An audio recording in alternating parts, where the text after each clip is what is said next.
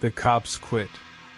I was still new to the force when the calls started coming in from Old Hollow Road. Back then, I was just a deputy, fresh out of the academy, riding shotgun with Sergeant Monroe most nights, learning the ropes of the quiet town of Ashridge. No real crime to speak of. Domestic disputes, traffic stops, the occasional meth head wanderer from upstate. It was simple. Safe. Until March 12th. That's when we got the first call. Dispatch said it was a noise complaint, scratching in the walls, neighbor thinks someone's in the crawl space.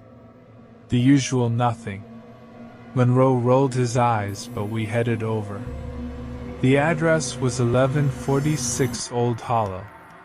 One of those rundown houses left behind when the lumber mills closed years ago. Barely standing. Mostly used by squatters or passed around between families that couldn't afford to move somewhere else. We knocked. No answer. The woman who called, a Mrs. Delaney, had given us permission to enter. Said the back door was always unlocked, so we let ourselves in. The place smelled like wet dust and rotted paper. Everything inside was quiet. Too quiet. Not a single creak from the ceiling, no hum from a fridge. Just that strange, tight silence that feels like it's listening back. Monroe went upstairs. I stayed on the ground floor. The living room had no furniture except for an old, sunken armchair facing a boarded window. There was a fireplace. Cold. But something had recently been burned there. Wet ashes, long strips of blackened cloth. I moved toward the hall when I heard it. Scratching. From inside the walls. At first I thought it might be an animal. Rat, maybe even a raccoon. But the rhythm was off. It came in bursts, 5 short scratches, then a pause. Then 1. Then 5 again. I leaned in. There were words etched into the paint. I hadn't seen them before, not until the light hit just right. We never left. Something thudded overhead. I ran upstairs. Monroe was standing at the top of the stairs, gun drawn, breathing hard. He looked at me, pale. Said nothing. Just nodded toward the bedroom. We stepped inside together. The walls were covered in writing, carved into the wood, scraped through paint and plaster. Names, dates, symbols I didn't recognize, and handprints. Hundreds of them. Pressed into the wood, into the wallpaper, into the glass of the cracked window. Child-sized. All facing inward. Like they were trying to get in. Monroe stepped back, bumped into a closet door. It swung open. A woman's body fell out, face down. Her arms were bound with barbed wire. Eyes gone. Teeth missing. Skin black with rot. But her hands, her fingers were clean. Fingertips stained with faded paint and splinters. I don't know how long we stood there before backup arrived. The case was filed as a homicide, but no one could ID the woman. No missing persons matched. No signs of forced entry. It didn't even make the papers. We were told to keep it quiet. Transient, they said. Tragic, but not our concern. But it didn't stop. A week later, another call from Old Hollow. Different house. Same road. Different story. I thought someone was living in his attic. He'd boarded it up, hadn't been up there in years. We pried it open. Found claw marks on the inside of the hatch. And a mirror, nailed face down to the attic floor. Under it? A hole. A narrow tunnel leading downward, deeper than the foundation should have allowed. I leaned close and swore I heard whispering. 3 days after that, the neighbor, old man called Rooker, called us about blood on his porch. When we got there, he was standing in the yard, mouth sewn shut with wire, still breathing, eyes wild with terror. He pointed at the woods behind his house and collapsed. They airlifted him to St. Mercy's. Last I heard, he chewed through his own cheeks trying to talk again. The woods were empty. No footprints. No signs of entry. But Monroe saw something between the trees. A shape. Pale, low to the ground. Watching. He never told me what it looked like. Just turned back and said, "That thing ain't new." By April, we stopped responding to calls on Old Hollow entirely. It became unofficial policy. Send someone else. We're full up. Tell them to call the sheriff. But the calls kept coming. Sometimes static. Sometimes breathing. Sometimes the dispatcher would pick up and hear a child's voice whisper their name. Then the names started appearing. On our station whiteboards. On the bathroom mirrors. On the fogged glass of the cruiser windows. Always the same phrase underneath. "You're next to remember." It wasn't long before the other officers started quitting. One by one. McKay. Donovan. Hartman. Even Monroe, who'd spent 20 years in the same chair, turned in his badge and walked out without a word. He didn't even pack his things. Didn't say goodbye. I called him a week later. Someone else answered. Didn't speak. Just scratched the phone 5 times, then once. Then 5 again.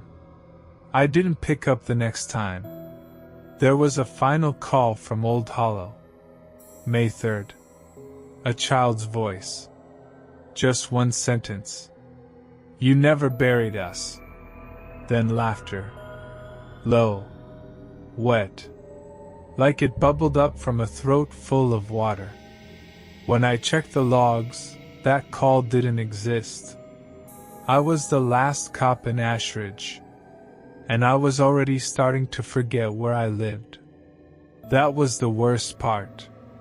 Not the ghosts. Not the scratching.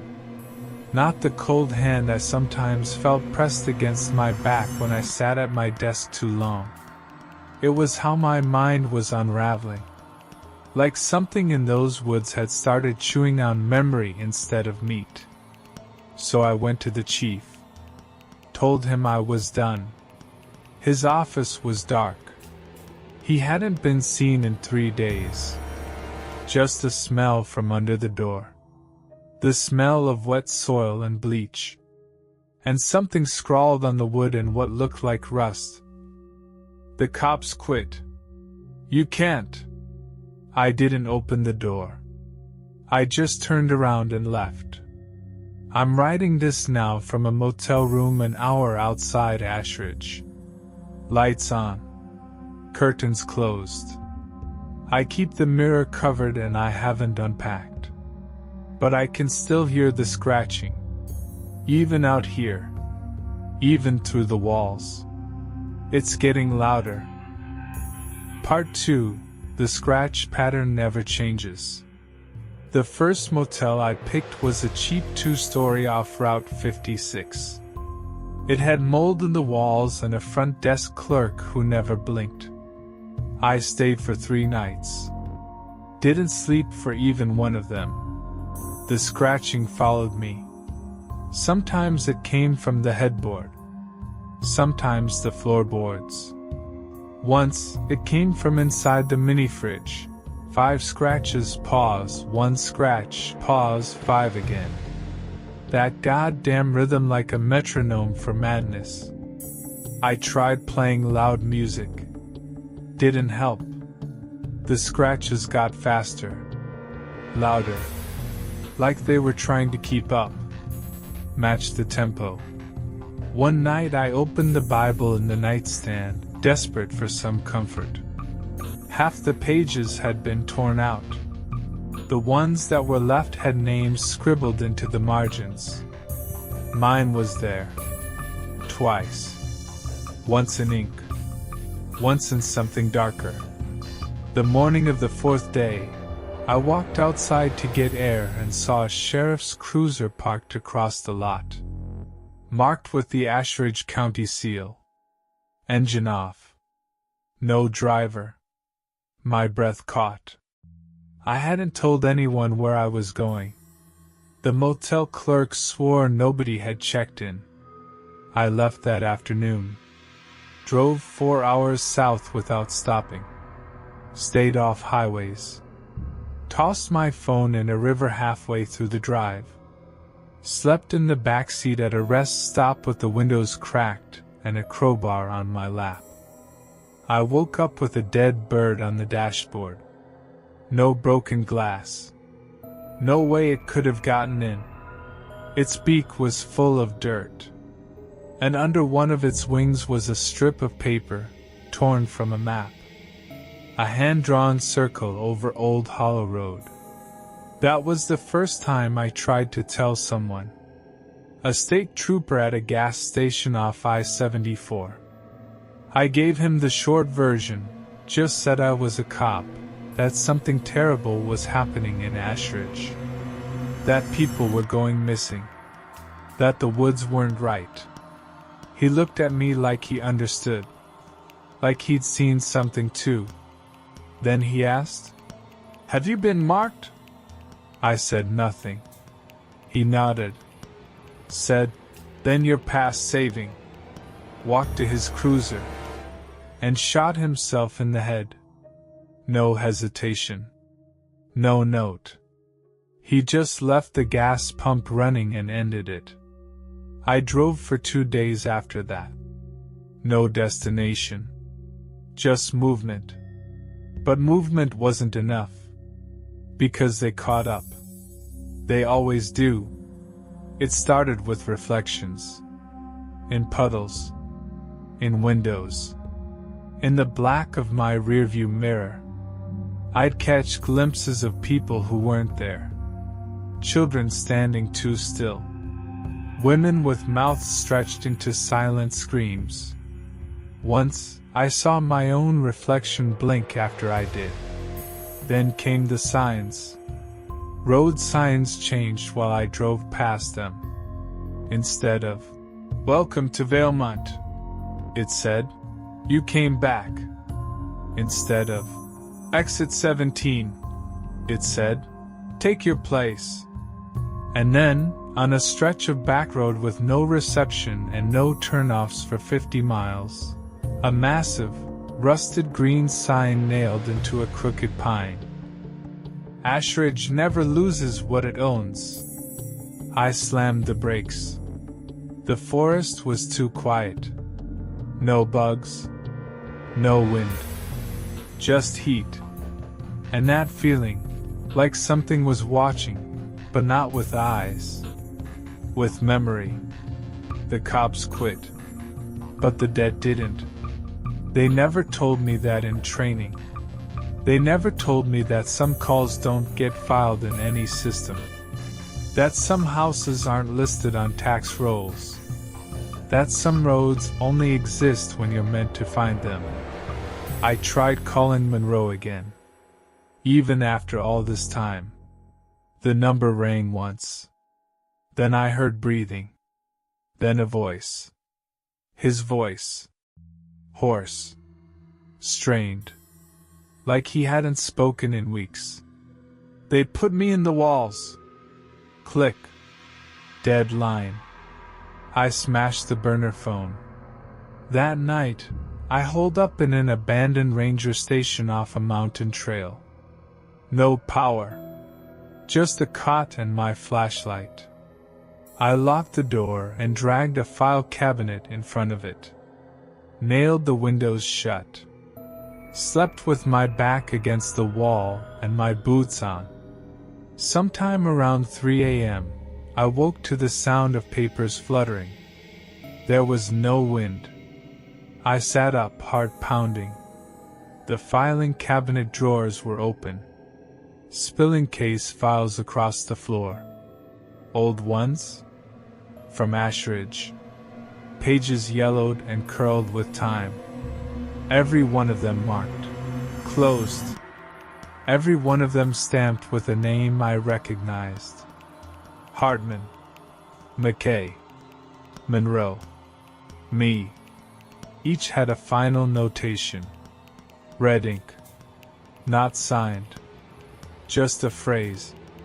You saw. Now you serve. And then the scratching began. From inside the drawer. I backed away slowly. Light flickering. The air smelled like cold metal and burned leaves. I turned the flashlight to the wall behind me. And there they were. 3 fresh hooks screwed into the drywall. The kind you hang coats on. One of them held my badge. The next held a strip of my uniform. The third was empty. Waiting. When I turned back, the filing cabinet was closed again. Silent. Like nothing had ever moved. But the hooks stayed. And I remembered what Monroe had said when we found the first body back on Old Hollow. How pale her hands had been. How her fingers were clean. As if she'd been inside the walls scratching. Scratching out? I left the ranger station at first light. I've been moving ever since. But it doesn't matter where I go. Every room I sleep in has a hook somewhere. Sometimes new. Sometimes rusted with blood. And lately I've been scratching in my sleep. 5. Pause. 1. Pause. 5 again. And every time I wake up, there's more dirt under my nails. Part 3. Badge number 3427. I found the gas station again. The one with the trooper. I hadn't meant to go back. Didn't even realize where I was until I saw the pump, still out of order, marked with yellow tape. A black scorched stain on the concrete. Faint red spots that the rain hadn't fully washed away. There were flowers by the wall now. Plastic ones. Cheap. Faded. Someone had written on the glass door in Sharpie. He knew too much. He stayed anyway. I almost didn't go inside. But I was tired. Hungry. And most of all, I needed to know if anyone else remembered.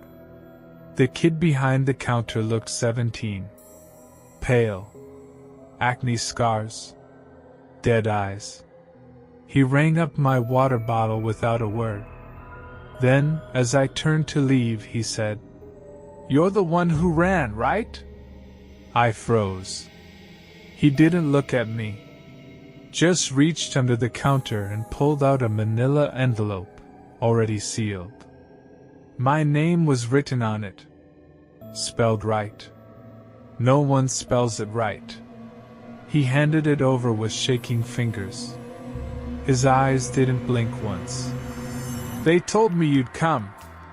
Don't open it here." I took it and left. Didn't ask questions. Didn't thank him. The envelope sat on the passenger seat of my car for 6 hours while I drove in circles, back roads and half-forgotten state routes. I kept checking my mirrors, certain I'd see something following. Something low. Pale. Finally, at a rest stop under dead power lines, I opened it. Inside was my badge. Number 3427. The one I threw into the river 2 weeks ago. Still wet. still cold. Wrapped around it was a folded piece of notebook paper. Child's handwriting. "We didn't ask you to come. We didn't ask you to leave. We only asked that you dig." At the bottom was a drawing. Crayon. A forest. A house. A figure standing alone, holding a flashlight. Black smudges in the trees. The figure had no face. Just a badge on their chest. Number 3427. That night, I drove back to Ashridge. I don't know why. Not fully. Some kind of pull. Like gravity, but crueler. The town was empty. Not abandoned, empty. Like someone had scooped out the people but left all the buildings. Cars still parked. Streetlights still on. A dog barked somewhere. But no other sounds. No wind. No traffic. No breathing.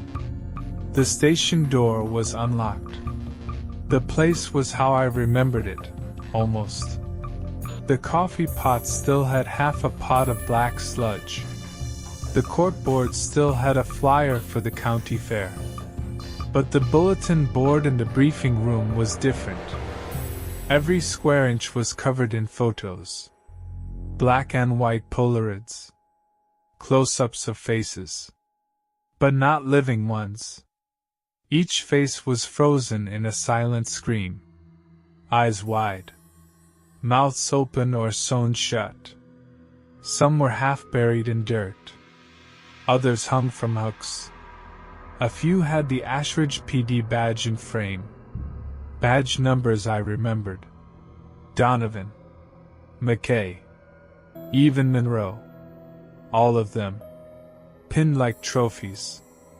Each photo had a single note beneath it. Same words. Over and over. He saw. She scratched. They didn't quit. The radio buzzed. Old. Dusty. Not plugged in. I turned toward it, and it squawked a single, staticky message. Unit 3427, respond.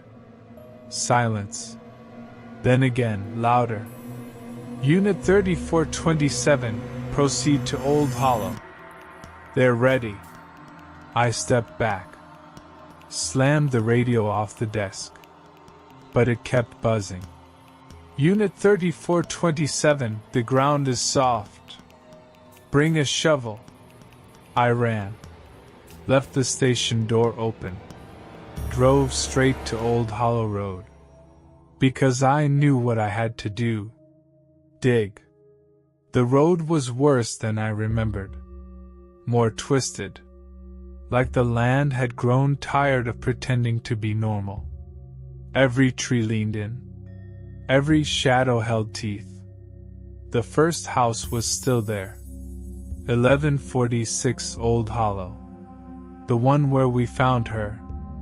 The woman with clean fingers and eyes missing. The boards were gone from the window. The front door stood open. No lights. Just the smell. Wet soil. Copper. Rot.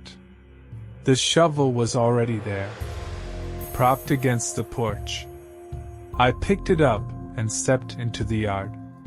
Didn't ask why. Didn't question how. I dug. Under the porch. Past loose earth and broken glass and something that squirmed away from my spade. It didn't take long. I hit wood. An old box. Handmade. Nailed shut. I pried it open. Inside was my uniform. My badge. My teeth. Neatly lined up in rows like keepsakes. And something else. A radio. Still whispering. You saw. You came back. We only asked one thing. I listened. Holding my teeth in one hand. the radio in the other. "Make room. More are coming. They don't know it yet, but they're already here. They've scratched too. They remember." The box began to breathe. I stepped back. The trees creaked. And the forest answered in one voice, deep, wet, ancient. "We never let the cops quit. We just let them rot slow." When I looked back, the shovel was gone, the radio dead, and the road behind me had disappeared. All that was left were the hooks. 3 of them, nailed to a tree. The first held a hat. The second held a radio. And the third? Empty.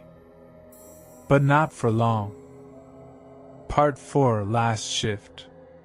I slept in the car that night, parked off the shoulder of Old Hollow. Didn't mean to. Didn't feel tired. But sometime between watching the trees breathe and counting the scratches on my palms, I blinked, and it was morning. Or what passes for morning out here. No sun. Just a bruised gray sky leaking light like a wound. The forest was still. Not quiet, still. Like it was holding its breath. Like it was listening. I tried to drive. The wheels spun in the mud. Tires shredded. Dashboard flickered and died. Dead battery. Gas tank full. No tracks behind me. Like the road refused to remember how I got here. So I walked. Badge clipped to my belt. Gun holstered and already feeling useless. Every step I took felt deeper than it should. Like the ground was hollow. Like there was something underneath me, moving as I moved. The woods weren't right anymore. Trees were too close. Trunks too wide. Bark was peeling in strips like dried skin. And on nearly every tree. Hooks. Some empty. Some not. I passed one with a boot hanging from it. Another with what looked like hair, braided around the metal like a noose. One had a tongue pierced through the hook, dried stiff and black. Each had a badge number carved above it. None of them were mine. Not yet. Eventually, I reached the clearing. The one I hadn't seen in years. The one from the initiation drill. They made us hike out here our first week. Said it was a rite of passage. Where Ashridge first laid down law. Just an old stone circle and a broken down shed back then. Now the circle was intact. New. Wet with moss and something darker. Symbols carved into each stone, repeating shapes that hurt to look at. Triangles turned inside out. Spirals that spun even when you closed your eyes. In the center stood a man. Tall. Pale. Face hidden under an old sheriff's hat. Badge shining on his chest. Monroe. But not as I remembered him. This version of him had no mouth. Just a patch of stitched skin where lips should be. He raised one hand. Pointed at the circle. At a hook suspended between 2 stones. And beneath it, a shovel. Again. Waiting. I picked it up. Hand shaking. Somewhere inside me, I knew there was no other way out. The ground inside the circle was softer. Eager. Like it had been waiting. Like it had already been dug once and only just closed itself back up. I dug. Deeper this time. Until my arms ached. Until the sky darkened. Until I heard breathing beneath the soil. Then metal. I struck a box. Different than before. Newer. Marked with a tag. Property of Ashridge PD. Evidence. Do not open. But I did. Inside was a cassette tape, labeled in faded pen. Final Dispatch Badge 3427, and a pair of severed ears, wrapped in cloth. I stared at them for a long time. They were mine. Same shape. Same scar on the left from when I wiped out on my bike at 13. My ears. The tape began to play on its own. No recorder. No speakers. Just the sound drifting up from the dirt. Unit 3427, are you there? We've got another call. Same location. They say the walls are moving again. They say the scratching's louder. Last cop didn't report back. But don't worry. You're still on the list. The tape looped. Over and over. Each time a little more garbled. Until the voice wasn't a dispatcher anymore. Until it was a child's voice. Soft. And wrong. You can't quit. You already answered. You took the badge. You saw the hooks. You scratched too. The hook above the circle lowered slightly, swaying in the windless air. I closed the box, covered it back with dirt. But the ground pulsed beneath my boots, grateful. Fed. Monroe was gone when I stood. The circle was empty. But now, I could see the path through the trees. Not a real trail. A corridor. A procession of hooks nailed to tree trunks, each one glinting faintly with rust and marrow. They formed an aisle. And at the end, the station.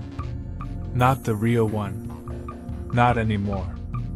This version looked older, like it had been built from rotting wood and forgotten promises. The lights were on. The signs still flickered. Ashridge County Sheriff's Department. A single cruiser was parked out front. Engine off. Driver door open. Blood trailing from the seat to the entrance. The front door creaked as I entered. And I knew what I would find. The bulletin board. Now filled with photos of me. Walking. Sleeping. Staring at my own hands. One photo showed me digging. Taken from behind. There were no cameras out there. Just them. Waiting. Watching. I walked to my old desk. The chair was pulled out. A sheet of paper on the desk. Typed. Crisp. Final shift notes for badge 3427. Status fulfilled. Memory compromised. Body pending. And beneath it, a mirror. Not glass. A pool of ink or something like it. Thick. Rippling. It reflected not the room, but the walls of Old Hollow. And something inside them. Something pressing outward with human hands. 5 scratches. Pause. 1. Pause. 5. And on the wall above me, just below the fluorescent buzz of dying lights. My hook. Still empty. Still waiting. But now it had a tag on it. My name. Spelled right. Part 5. You never left. I didn't hang the badge. I want you to understand that. I didn't want to. But when I turned to leave the station, I found the door gone. Not locked. Gone. Just more wall where it used to be. Same faded paint, same dusty trim. Like it had never been a door at all. The windows showed only fog. Not outside. Not night or day. Just that same sickly gray that pulses in your eyes after you stare too long at nothing. The mirror on the desk kept rippling. Thick, oily swirls shifting across its surface like breath fogging the underside of ice. And then something surfaced. A face.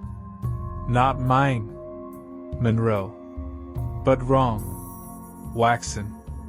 Lips stitched tighter than before. His eyes wept blood. But even through the agony, even through whatever held him, he was smiling. With his eyes. Not his mouth. He nodded once. Then pointed up. I followed his gaze to the hook. Still waiting. Still tagged. And then I understood. I'd already hung it. Some part of me had. Maybe a part one left behind in the walls, back when I first touched the writing, or when I heard the scratching, or when I answered that call. The badge on my belt was heavier now. Warmer. Breathing. It had changed. No longer metal. Now it felt like tooth. I reached up. Hooked it. And everything stopped. The mirror cleared. And I saw them. Every name on the board. Every cop who came before. Lined up in the walls. Tucked between insulation and plaster. Their fingers twitching in rhythm. All of them scratching. 5. Pause. 1. Pause. 5. Each with hooks above their heads. Each with names. Each with badges made of bone. And now there was me. I wasn't in the mirror anymore. I was inside it. Behind it. Watching my own body from the other side of the glass as it sat down at the desk. Rolled its neck. Flexed its fingers. Checked the revolver.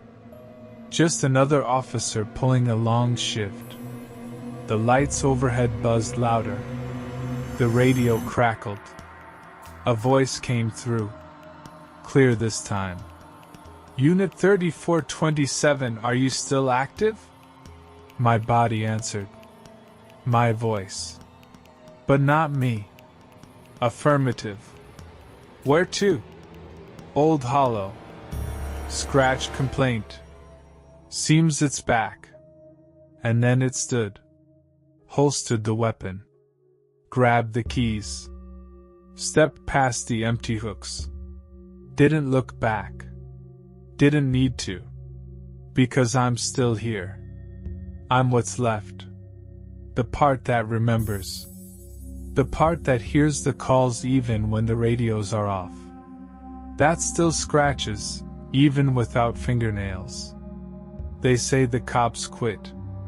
They say the town forgot. But we never left. We're just between the drywall now. Just beneath the floorboards. We're the knock at 3:14 a.m. We're the voice that answers when no one else should be listening. And we're still taking new shifts. Still accepting new recruits. Because there's always another call. Always another beat to walk. Another badge to hang. And the walls? They're always hungry. They remember. Just like you. Just like I do. And you? You heard the scratching. You read the names. You know the rhythm now. 5. 1. 5. Welcome to the Force. Badge number incoming.